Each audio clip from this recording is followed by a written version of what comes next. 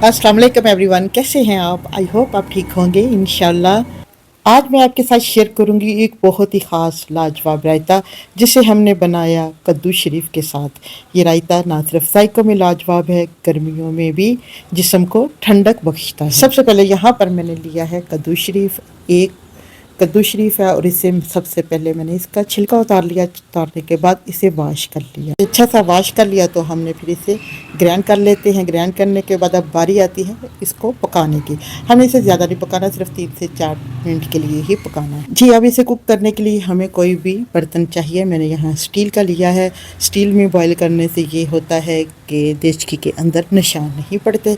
अब हम 2 कप पानी के लेंगे और उसमें शामिल कर देंगे जो कद्दू हमने ग्राइंड करके रखा है जी। कद्दू शरीफ को शामिल कर देते हैं पानी के अंदर। अब इसे हम करते हैं कुक।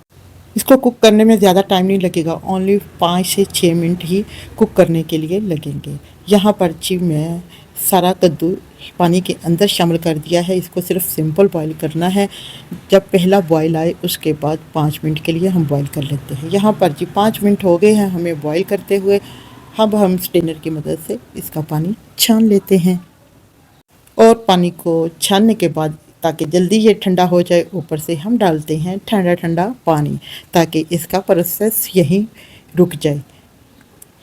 यहाँ पर जी मैंने ऊपर से डाल दिया है ठंडा पानी। अब इसे एक साइड पे रखते हैं जी। जब तक हमारा कद्दू ठंडा आता है तब तक हम आते हैं सेकंड स्टेप की तरफ। यहाँ पर जी मैंने ली है 1 पाव दही और उसे एक बाउल में निकाल लेते हैं। अब हम शामिल करेंगे लाल मिर्च पाउडर, हाफ़ टी स्पून से भी कम।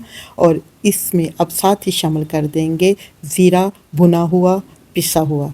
इसको शामिल कर देते हैं। थोड़ा सा ही इसमें साबुत ज़ीरा शामिल कर देते हैं, इससे बहुत अच्छा टेस्ट आएगा।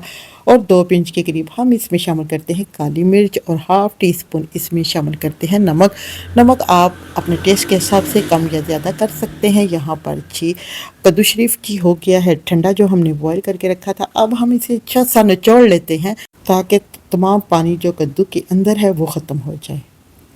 चलिए जी, इसे 1 मिनट ही लगा है इसको निचोड़ने में। और कुछ टमाटर, प्याज, सब्ज़ मिर्च भी मैंने काट के रखी है। अभी इसे एक साइड में रखते हैं। सबसे पहले डालते हैं इसमें जो हमने कद्दू निचोड़ के रखा है और इसे दही में कर देते हैं ऐड।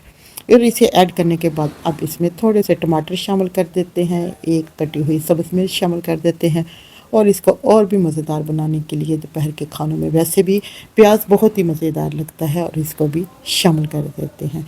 और शामिल करने के बाद इसे मिक्स करते हैं। लो जी, ये हमारा मज़ेदार सा कद्दू शरीफ का रायता बन के हो गया है रेडी।